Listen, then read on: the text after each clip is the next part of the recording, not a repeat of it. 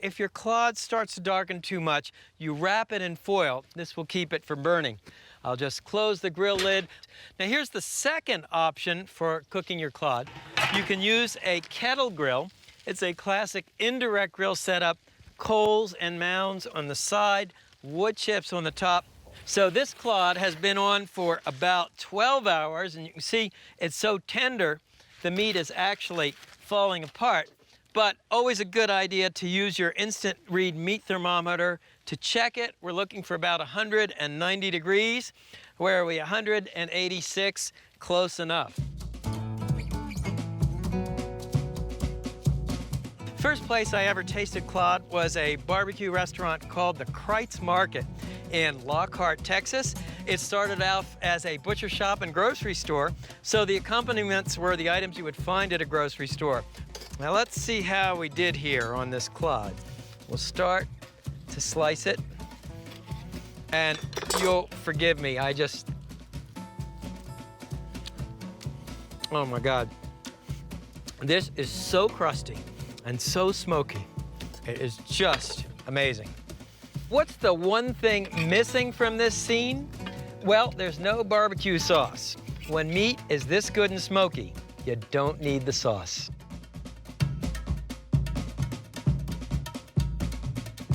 I'll take a slice of white bread, a little cheese,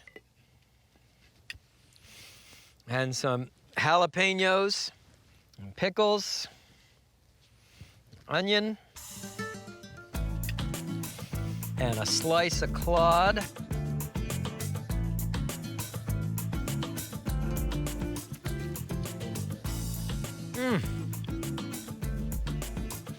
It's just all about the beef and the smoke. When you can have Texas shoulder clod, who needs brisket?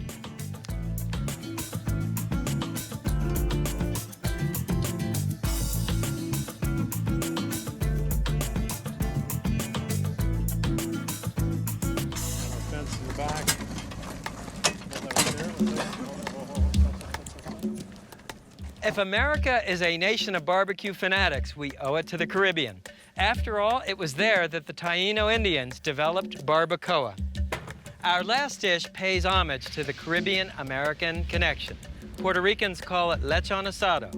I call it paradise on a plate. And it starts with a skin-on 7-pound pork shoulder. Now, the cut of shoulder you want, if you can find it, will be the foreshank. This is sometimes called a picnic ham. It has part of the foreleg, and you want, ideally, a pork shoulder with the skin on. Here's what you do. First, cut through the skin on the bottom, and then you want to just peel it away from the meat. Because what we're going to do is actually we're going to flavor the pork under the skin and then spit roast it with the skin on. As you travel around the Puerto Rican countryside, you'll find lechon asado at roadside barbecue joints. Once the skin is pulled back, using your knife, you want to make a series of holes in the pork. Then in half the holes, you want to insert slivers of garlic. And in the other half the holes, you want to insert sprigs of fresh oregano. Next, the rub. The rub is a variation on what Puerto Ricans call sazon. It starts with salt, dried oregano, garlic powder, black pepper, and dried sage. Mix the ingredients for the rub with your fingers and use it to season the pork on all sides. Now, pull the skin back over the pork, and the way you secure it in place is either to pin it with bamboo skewers or tie it with butcher string. So what I'm going to do here is make a series of slits in the pork skin. And I've rigged up a sort of trussing needle with a flat bamboo skewer with a hole in the bottom. And this will help me thread the butcher string through the pork rind. You want to tie it off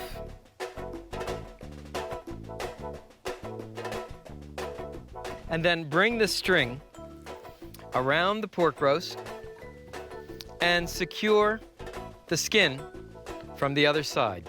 And you can come around back to this side and pin the skin. Then bring it around the bottom through the next hole and come back through. And what you've done is reattach the pork skin to the pork shoulder. By the way, that is by far the hardest part of making this recipe. Now, take the spit from your rotisserie and insert it lengthwise through the pork shoulder. You want to get it centered on the spit. Simply push in the first set of prongs to attach the meat. Then the second set of prongs, and secure the pork shoulder to the spit. Now let me show you the grill. This is a wood-burning rotisserie. I've set it up as though you were indirect grilling. A couple of logs on one side, couple of logs on the other side. Here in southern Arizona, we're actually burning pecan wood. Add a fresh log. Take the rotisserie spit and insert one end in the socket and the other end right here, and switch on the motor. What's going to happen, the pork roast is going to gently spit roast. The lateral heat will crisp the skin, cook the meat. Juices will drip in the center. Cooking time, 2.5 to 3 hours. Meanwhile, let me show you how to make the annatto oil for basting. Get our first swap out. Ready? Coming over your head. Let's clean up, get rid of everything under here. One of the secrets to a great lechon asado is to baste the meat with annatto oil. Annatto, sometimes called achiote, is a rust-colored seed with an earthy flavor native to the Caribbean. So, add oil to a saucepan, and then add the annatto seed, and cook the mixture over a high heat until the seeds sizzle and crackle, and the oil is a bright orange. Annatto was an indigenous Caribbean seasoning. It was used for cooking, but also as a sort of early sunscreen. Once the annatto oil is rust-colored, pass it through a fine mesh strainer into a bowl. And use this orange fragrant oil for basting your lechon. You can see this is after about an hour of cooking. The annatto oil helps the skin crisp, gives you an incredible color, and also a distinctive Caribbean flavor. While the roast finishes, let me show you how to make the barbecue sauce. Throughout the Spanish-speaking world, even as far east as the Philippines, people love barbecue sauces made with soft drinks. So, it starts with ketchup and your favorite barbecue sauce and lemon lime soda. Finally, black pepper and a little liquid smoke. Combine the ingredients in a pot, whisk to mix, and simmer until the sauce is thick and richly flavored, about 10 minutes. Check out our lechon asado. It looks beautiful, and the annatto aroma is incredible. It looks done, but of course, you always want to check it with an instant read meat thermometer. I'm looking for between 180 and 190 degrees. In the Caribbean, people like their pork well done. So all you need to do is take the spit off the rotisserie and transfer the pork roast to a cutting board. Pull out the first prong, loosen the second prong, and pull the spit out of the pork shoulder. Take out the other set of prongs. And then you want to remove the strings. And you pull the pork rind off and just let it cool for a minute, and you'll see it'll become crackling crisp. Let me get the barbecue sauce.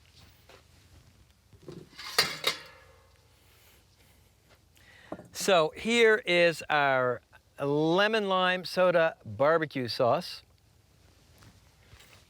And let me carve the pork. The knife glides through the meat like butter.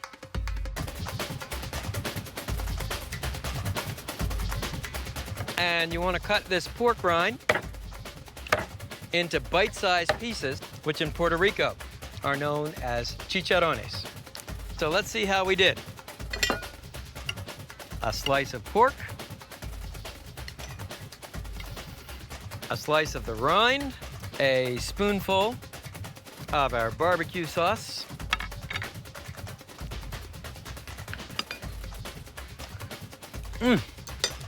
This meat is so moist and tender. This is what the gods must eat in barbecue heaven. So from Puerto Rico to Primal Grill, it's lechon asado.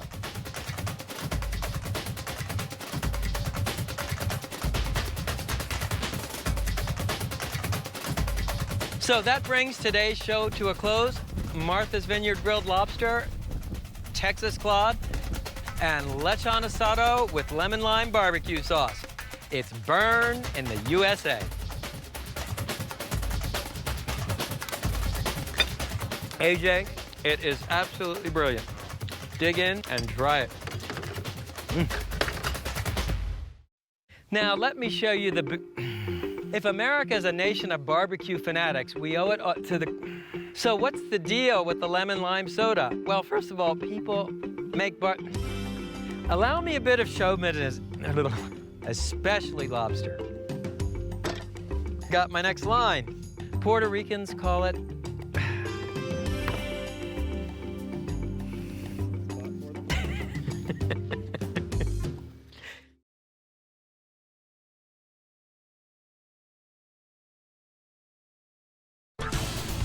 Indian puff pastry, naan with a twist, literally. Tandoori salmon, America's favorite fish roasted in India's traditional grill. Chicken tikka, shish kebab, Indian style, slathered with spice and hot from the tandoor. From the scenic Esplendor Resort in Rio Rico, Arizona, I'm Stephen Reichland. Today on Primal Grill, it's Bombay Blast and the grilling of India.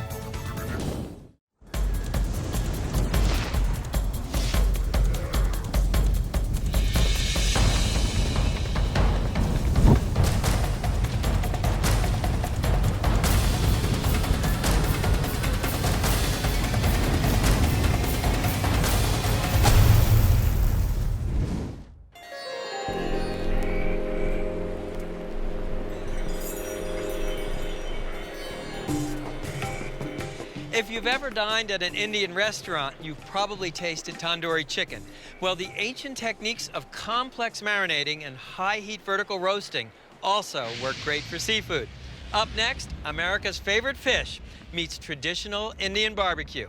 I give you tandoori salmon. Tandoori secret number 1, the aromatic wash. Start with finely chopped garlic and chopped fresh ginger, and puree them together in a food processor. Next, add cold water, process to mix, and pour the aromatic wash over these gorgeous wild salmon steaks. This aromatic wash actually serves 2 purposes. First, it adds a base layer of flavor, and second, in the age before widespread refrigeration, it was a way to freshen up the fish. Tandoori secret number 2, the spice paste. This one begins with chopped fresh onion, fresh ginger, fresh garlic, salt, freshly ground black pepper, turmeric, ground cumin, and a spice you may not be familiar with. It's called ajwain. It has a kind of bitter, licoricey flavor. Caraway seed makes a great substitute. Now, Grind these ingredients to a coarse paste, running your processor in short bursts. In India, they have these giant lava stone spice grinders that are powered by electric motors. Next, you want to add a whole egg, then add strained yogurt or thick Greek-style yogurt.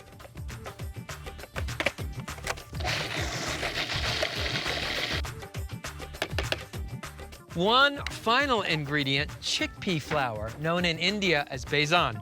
Chickpea flour is made from ground chickpeas or garbanzo beans. It has a earthy flavor, and it helps thicken up the marinade so that it will cook into a savory crust. Spread about a third of the spice paste on the bottom of a non-reactive baking dish. Then fish your salmon steaks out of the aromatic wash and arrange them on top of the spice paste.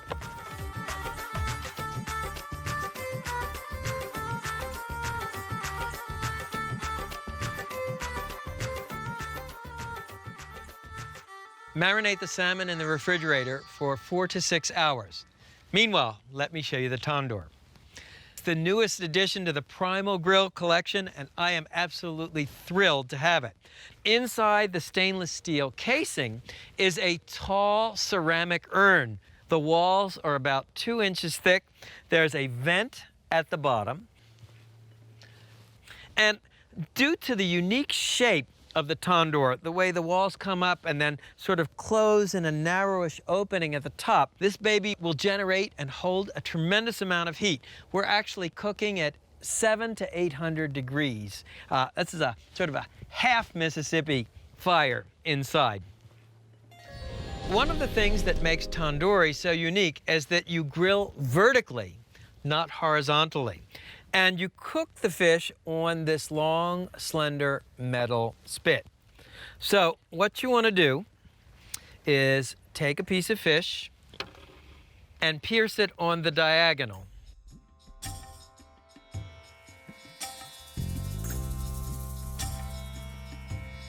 And to keep the salmon steaks from sliding off the skewer, place an onion at the end. Let me wash my hands.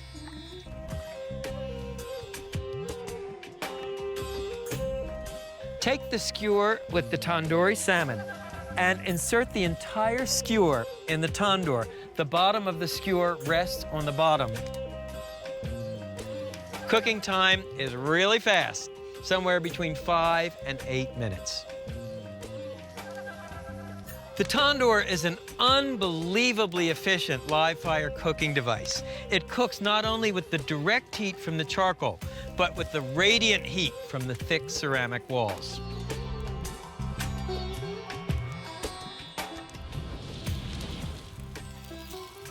So how do you know when the fish is done? If you look closely, you can actually see the juices bubble.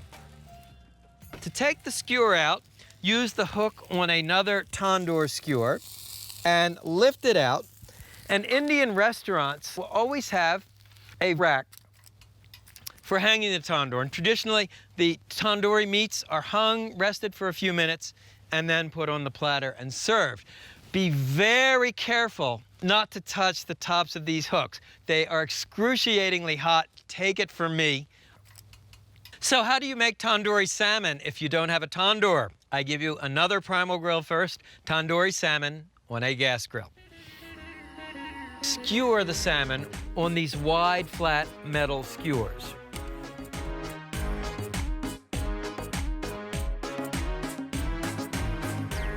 In North America, most of our grilling is done on grills with grill grates, but if you cook tandoori salmon this way, the chickpea flour coating would stick to the grill grate.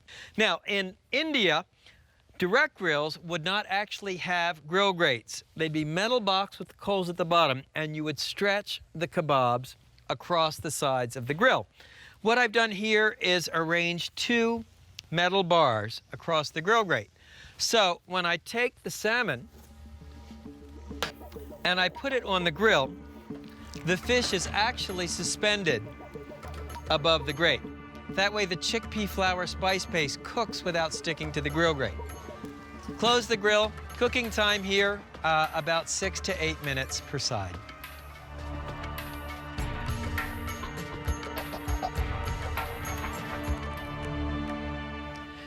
And once the salmon steaks are browned on the bottom, simply turn them over.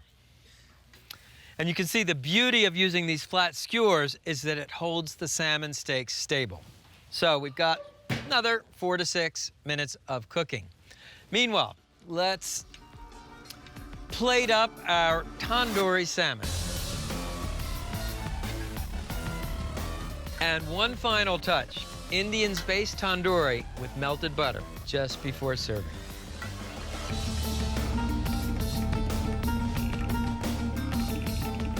It's a tandoori extravaganza on Primal Grill. Let's see how we did.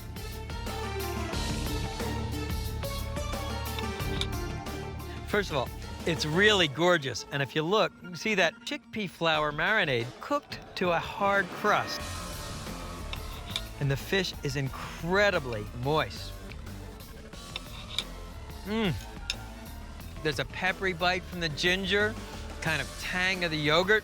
It's like an Indian spice market in your mouth.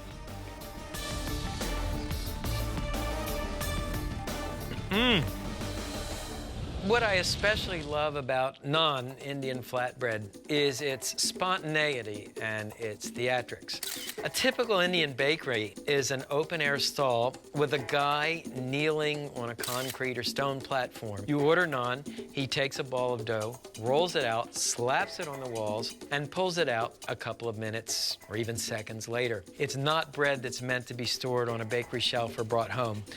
You eat it hot out of the tandoor. Naan was the first food cooked in a tandoor, and to this day, this charcoal flatbread turns up at Indian restaurants everywhere. The flavorings are limited only by your imagination. Step number 1, proof the yeast. Place 1 tablespoon yeast and 1 tablespoon sugar in a small bowl. Then add about 1 tablespoon of warm water. Stir this mixture together and let it stand until foamy, about 5 minutes. Step number 2, add all-purpose flour to your food processor. Next, add plain yogurt, vegetable oil, and salt. By now, the yeast should be proofed. You can see it foams up like a head of beer. This lets you know the yeast is active. So add the yeast to the processor bowl, followed by approximately 1.5 cups of water. Run the processor until the ingredients come together into a soft, pliable dough.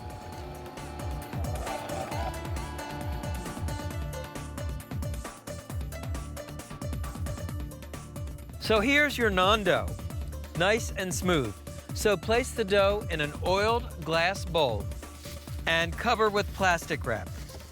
Let the dough rise until doubled in bulk, approximately 1 hour.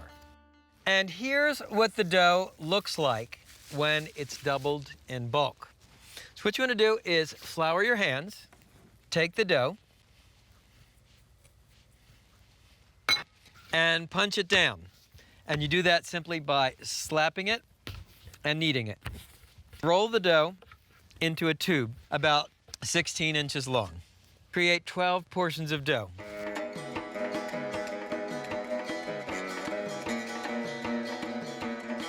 Then roll each lump of dough into a smooth ball and place it on a baking sheet.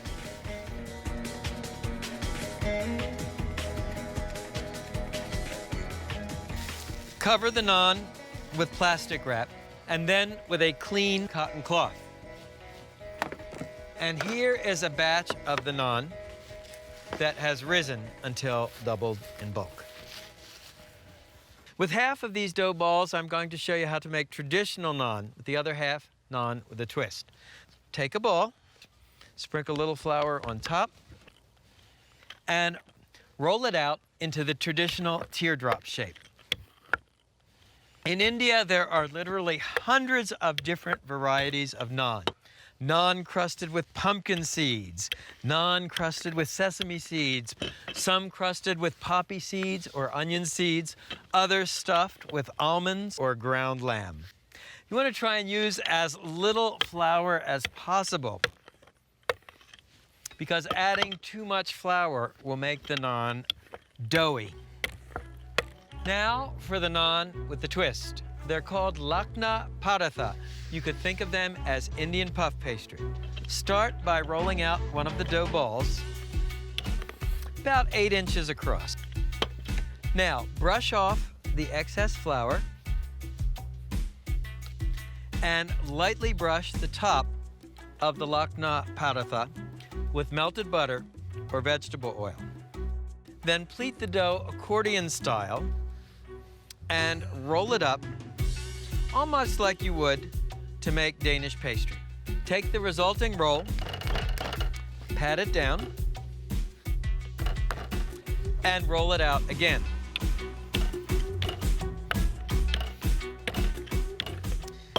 And here's your finished lakna paratha.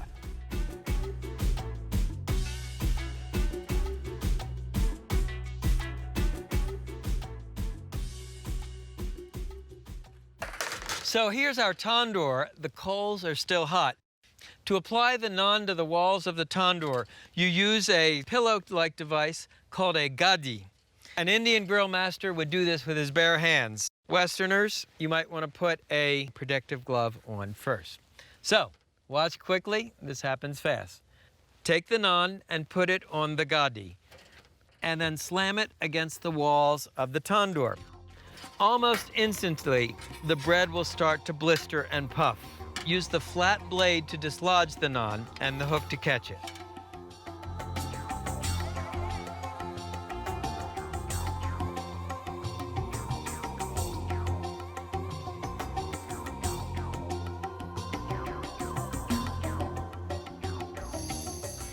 Finally, brush each naan with melted butter and sprinkle with toasted sesame seeds.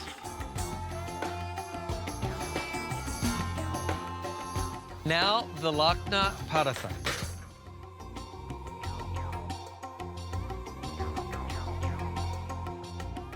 And here's your Indian puff pastry. So we'll just butter the lakna paratha. Now the taste.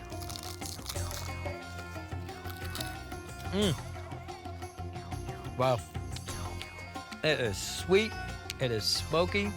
And check out the puff pastry, how multi-layered it is. Same dough, completely different flavor. Indian naan, lakna paratha, from the world's oldest barbecue pit, two of the world's greatest breads.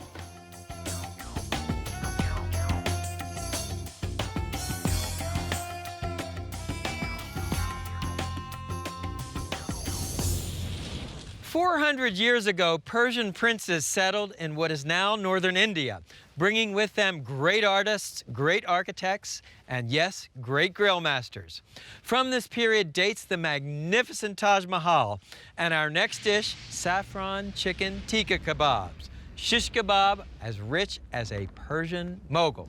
And it starts with chicken breasts. Now, on the back of a chicken breast is what's called the tender. You want to remove it so the chicken breast lies flat. Then cut each breast into 1.5-inch squares.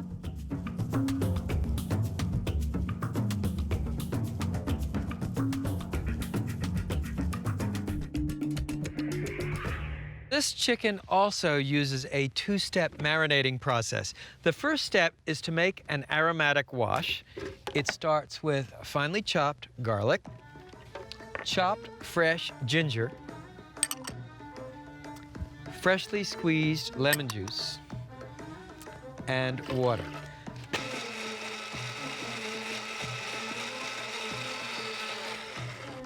And pour the mixture over the chicken. Now stir the chicken to mix it with the wash. Part of what makes Indian barbecue so incredibly intricate are these multiple layers of flavor. So you've got the garlic ginger wash to begin with, and then the saffron yogurt marinade. Now, saffron are the stigmas of a crocus that grows in Iran and in India. It takes 75,000 flowers to make 1 pound of saffron, making it one of the world's most expensive spices. What you do is pour about a tablespoon of warm water on the saffron and let it infuse in the water. Meanwhile, we'll add our salt, pepper, cardamom, a sweet spice from India, and mace, a membrane that covers the nutmeg. So mace has a very similar flavor to nutmeg, but it's a little bit more spicy and pungent. Next, add drained yogurt. That is a thick yogurt that you drain either in a cheesecloth or you can buy Greek-style yogurt, which has the same consistency. And next, heavy cream. That's where the richness comes in, and your infused saffron.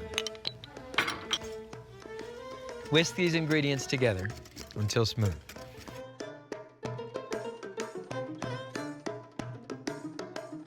What you do next is drain the ginger garlic wash using a pot lid or a tandoor lid to keep the chicken in the bowl. Then pour the saffron cream marinade over the chicken. There is nothing like the aroma of saffron. It's exotic, spicy, sort of summons up images of caravans of spices traveling from India to the West. And marinate the chicken in the refrigerator for 3 to 6 hours. Okay, let me show you the tandoor. Check this out. This is a tabletop tandoor, small enough for home use. We actually had it air freighted into the set of Primal Grill from India. But like the full-size model, it consists of an urn-shaped clay pot in a stainless steel casing, a vent at the bottom, which you open and close to control the heat. Open, more air, more heat. Okay, let me show you how to put the chicken on the skewers.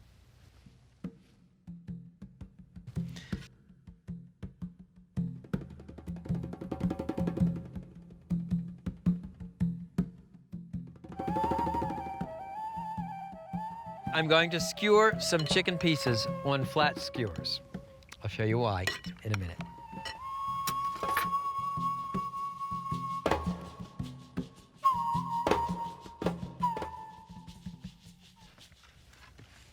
And now my favorite part. Lower the skewers into the tandoor, making sure they don't touch.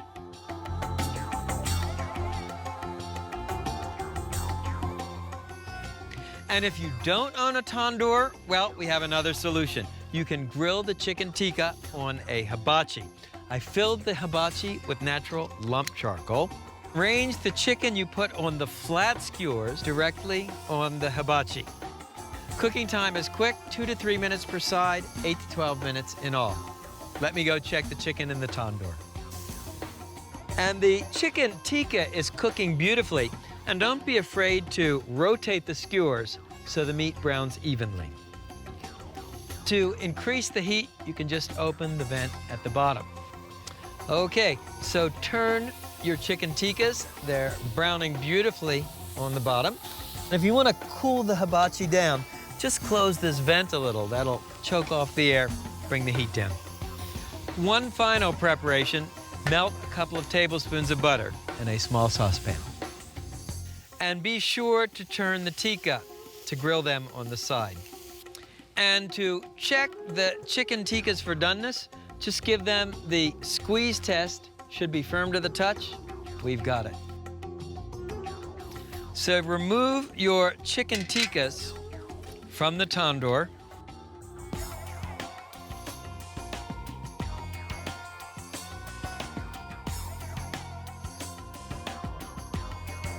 And last of all, take your melted butter and baste the chicken tikka. And this butter gives the kebabs a great flavor and a nice sheen. Take a look how tender the chicken is. You can actually cut it with the side of the fork. That's thanks to the yogurt, which has a tenderizing effect on the chicken. Man, you get such interesting spice flavors. The fragrance of the saffron, the sweetness of the mace and cardamom, it's really different. That heat has such a blast furnace intensity, gives you a really nice crust. Tandoori salmon, Indian flatbreads, and saffron chicken tikka kebabs. See you next time. Urn-shaped ceramic cooker, and brush the top of the dough. The melted butter is frozen solid. That way you get to cook this chickpea scour. That way the chickpea flour, that way the chickpea flour spice paste cooks without sticking to the grill grate. Something very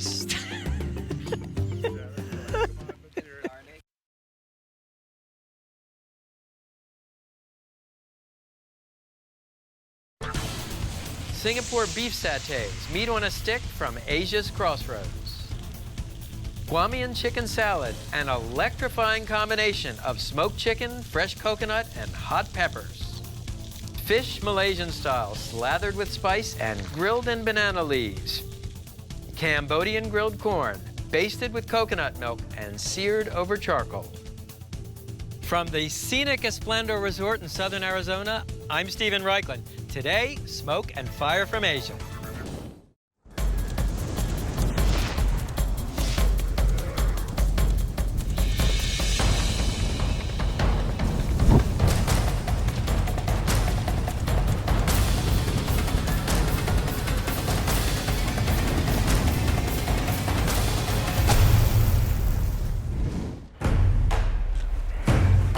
Slice it so it looks like that. If I had to pick a single favorite region for grilling, it would be Asia. I love the blast furnace flavors. I love the way that Asian barbecue culture spills out onto the streets. Today, we're grilling from Asia's crossroads.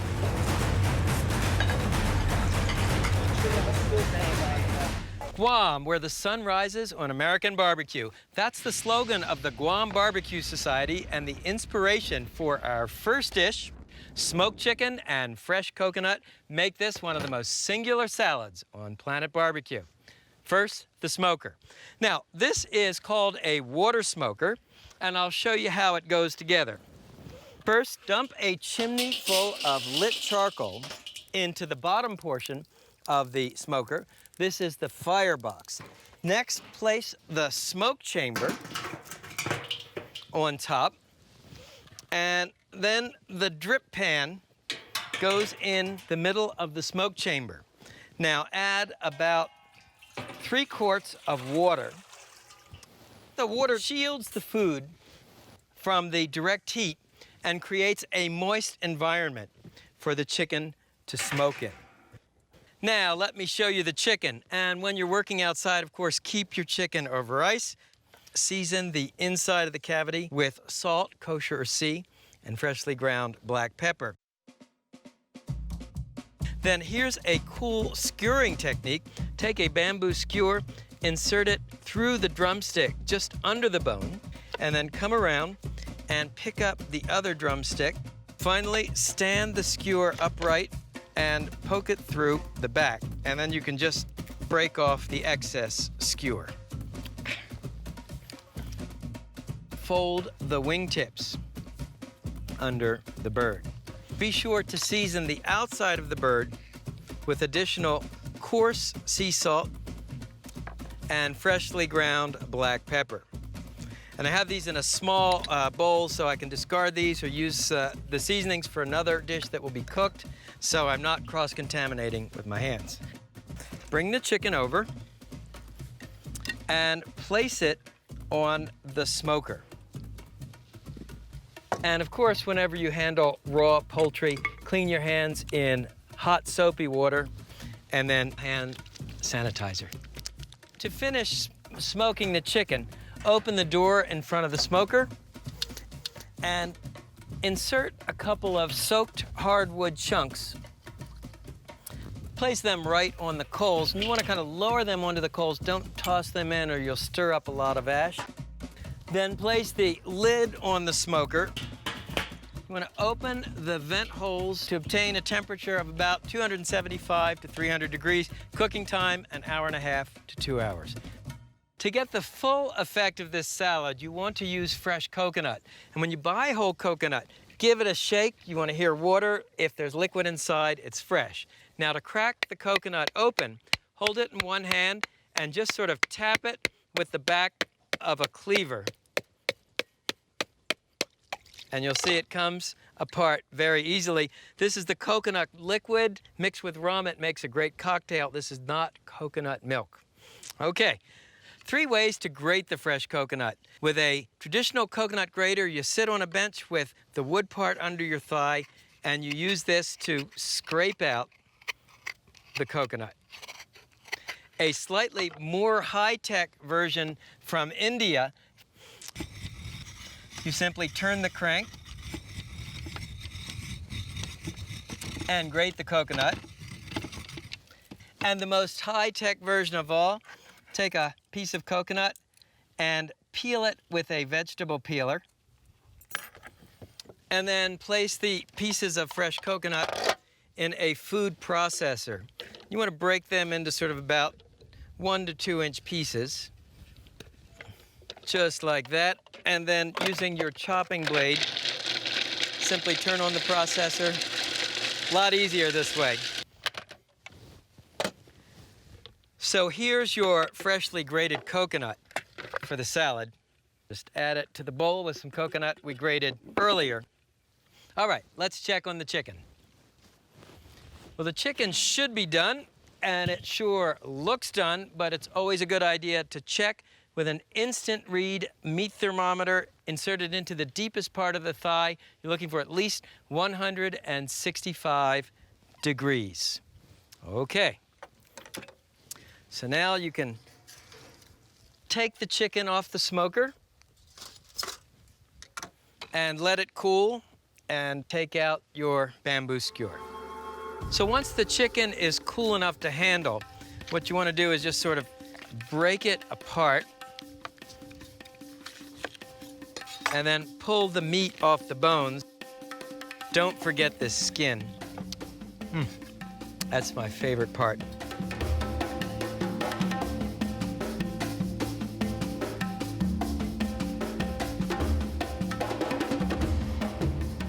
Now all I have to do is add the freshly grated coconut. We can mix this in.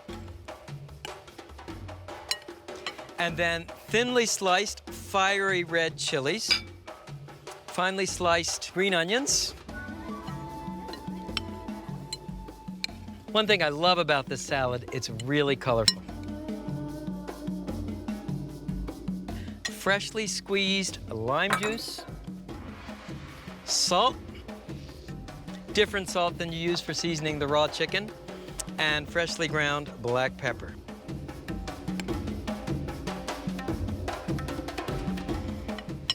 And in keeping with our Asian theme, you can serve the salad on a plate lined with a fresh banana leaf.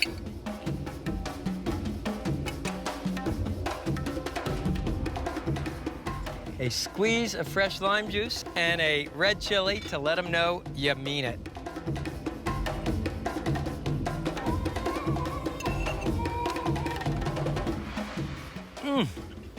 It's hot, it's smoky, it's tart. This salad has everything. This is one of my favorite dishes on Planet Barbecue. It's chicken salad like you've never experienced.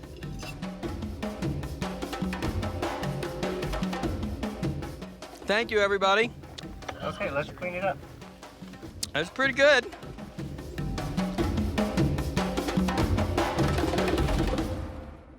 Fish grilled in banana leaves turns up all over Planet Barbecue. This version comes from Malacca, Malaysia, but the flavors are out of this world. Like so much Malaysian grilling, it begins with a spice paste. Start with finely chopped lemongrass. And lemongrass is an herb with a lemony flavor, but none of the acidity associated with lemon. Then add finely chopped shallots, fresh ginger, garlic, macadamia nuts, chopped fresh chilies, ground turmeric, black pepper, and fish sauce or soy sauce. Fish sauce is a malodorous but extremely delicious condiment made with fermented anchovies. If you can't find it or don't want to try it, you can use soy sauce. Now, grind these ingredients to a smooth paste in a food processor, or you can pound them by hand in a mortar with a pestle. Just scrape down the inside. Keep grinding. And this combination of lemongrass, garlic, and chili, it's totally incredible. Now, the other thing that distinguishes a Malaysian spice paste is that very often it's fried before adding to the fish. I have heated some vegetable oil in a cast iron skillet, and we'll simply add the spice paste to the hot oil.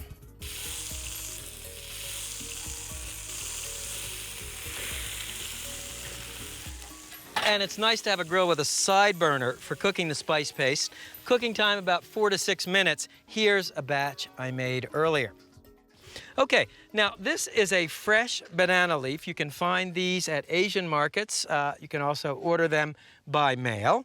And what you want to do is place a generous tablespoon of the spice paste in the center of the banana leaf. Then I'm using swordfish. In Southeast Asia, they often use grouper or skate. And you want to place another generous tablespoon of the spice paste on top. Then bring the bottom up, the top over, the right side in, then the left side in. To encase the fish in the banana leaf, it's a little like making a blintz. And secure the banana leaf with a bamboo skewer. So what if you can't find banana leaves? Well, you can use a high-tech banana leaf, a sheet of aluminum foil. So spread a generous tablespoon of the spice paste on the foil, then add the fish, then more spice paste on top of the fish. Once again, fold over the bottom, then the top, then bring in the two sides. And here's your fish packet, ready for grilling. Set the grill up for direct grilling. Preheated it screaming hot. This is one case where you don't need to brush and oil the grill grate because you're grilling in the banana leaves. Now all you need to do is take the fish and arrange the packets on the grill.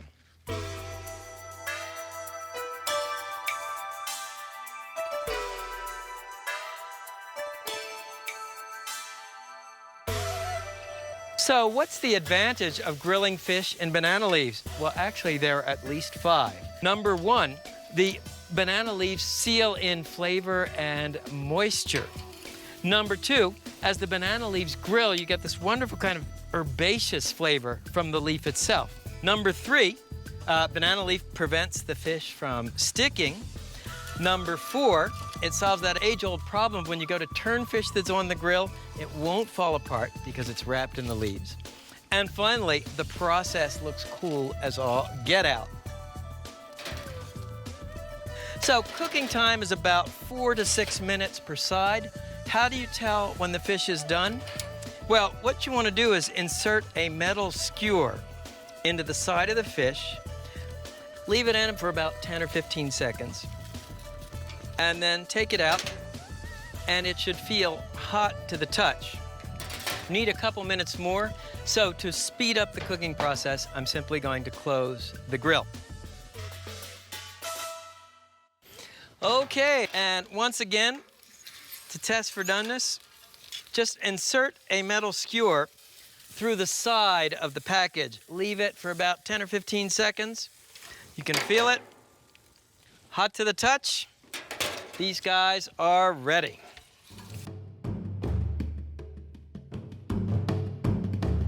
And the aroma is really incredible. The banana leaf has this kind of toasted herb smell.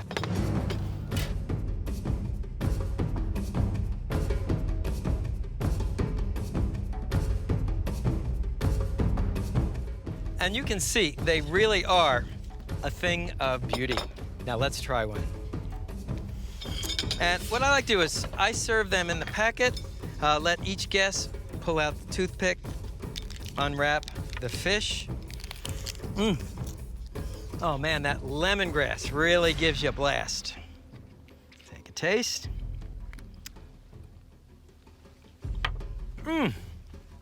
This fish is incredibly moist and as fragrant as an Asian spice market. So the next time you want to grill fish without it sticking, with supercharged flavor, grill it in banana leaves.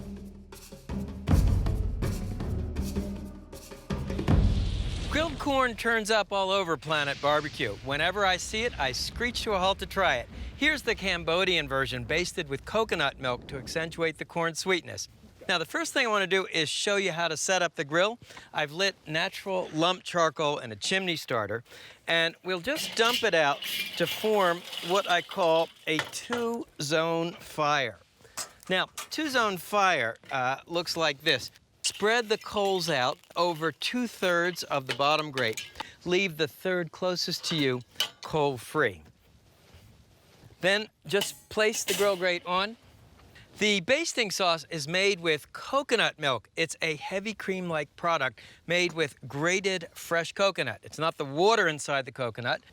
Start with 1/2 cup, and then either light brown sugar or palm sugar, salt, and in Cambodia, they would use an herb called pandanus leaf or pandan leaf. The closest equivalent in North America is bay leaf. Combine these ingredients together and place on the grill. You want to just stir and simmer the mixture until the sugar dissolves. Now, let me show you the corn. Take an ear of corn, and you want to cut off about the last 3/4 of an inch. Just peel back the husk, come over the end, but leave the husk attached to the base of the ear of the corn. Then strip off the silk, and you want to take one of the strips of corn husk and use it to tie off the remaining husks. What you're looking for is something like this. The last thing you need to do is tear a piece of foil, and then you want to prepare a grill shield. Now we're ready to grill the corn. Okay, and as always on Primal Grill, we start with a hot grill grate. You want to clean it, oil it with a folded paper towel, dipped in oil.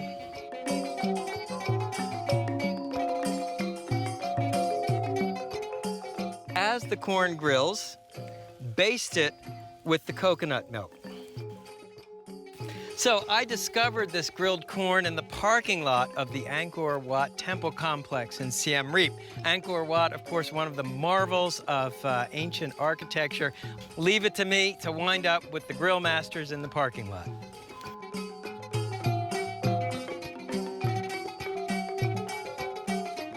Cambodia offers some of the most vibrant, complex flavors in Southeast Asia. Cambodians love hot chilies, coconut milk, very enthusiastic about fresh herbs and fish sauce. And then there are a host of Cambodian ingredients like fermented fish paste that are absolutely unique. You can see the corn is a beautiful golden brown. And what you want to do is just place it on a platter.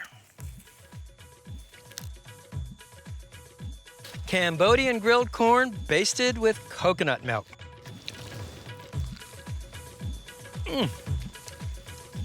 The high, dry heat of the grill caramelizes the plant sugars in the corn. And of course, that coconut milk gives you a nice tropical flavor. So the next time you want to cook corn, don't boil it, grill it.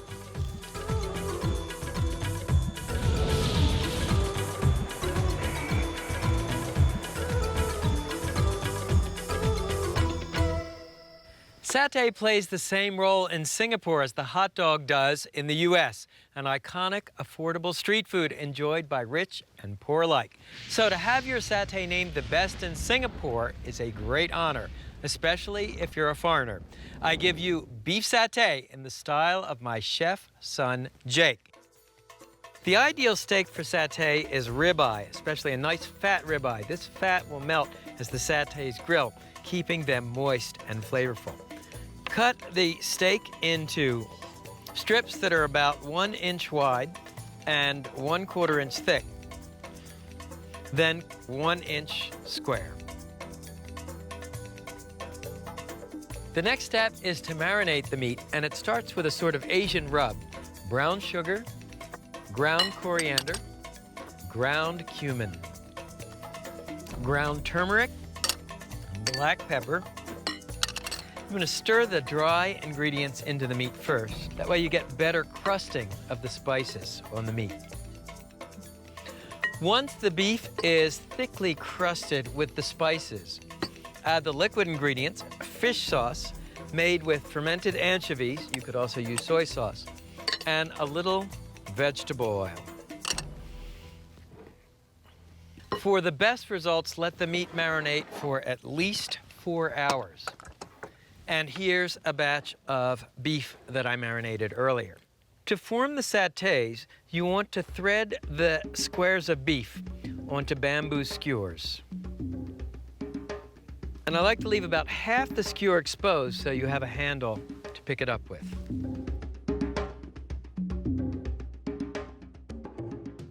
I'm working on a hibachi type of Asian grill.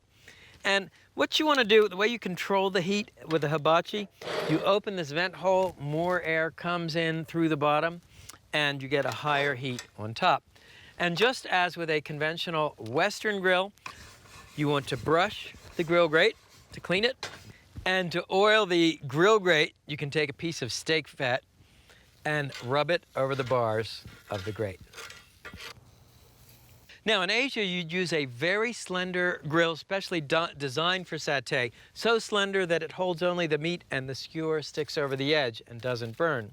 To achieve the same effect in North America, you simply lay a grill shield over part of the grill and then place your satays directly on the grill.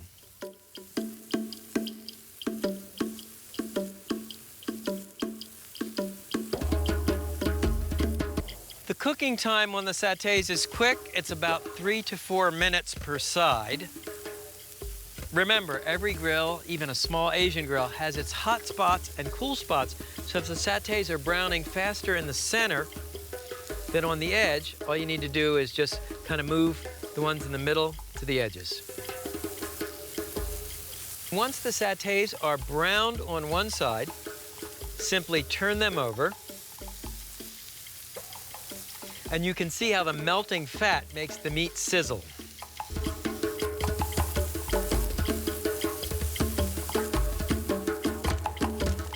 And the satays look golden brown on both sides, so we'll just transfer them to a plate. And the scent of toasted cumin and spice is unbelievable. And the traditional accompaniments for Singapore beef satay are peanut sauce and cucumber relish. The recipes are on our website. So the way you eat satay is you dip it in the peanut sauce. This beef is so tender and the spices are really intense. So there you have it, coconut chicken salad, Cambodian grilled corn, Malaysian swordfish grilled in banana leaves, and Singapore satay. It's Asia's Crossroads on Primal Grill. Anybody hungry? Everybody's hungry.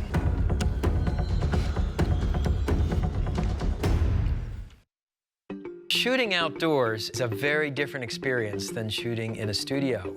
We cannot control the environment. We can't control the wind, which wants to pick up that big silk that keeps the light nice and even. We can't control overhead airplanes and helicopters. If it's cold out at night, we're all cold. It's a tremendous challenge. I think that's what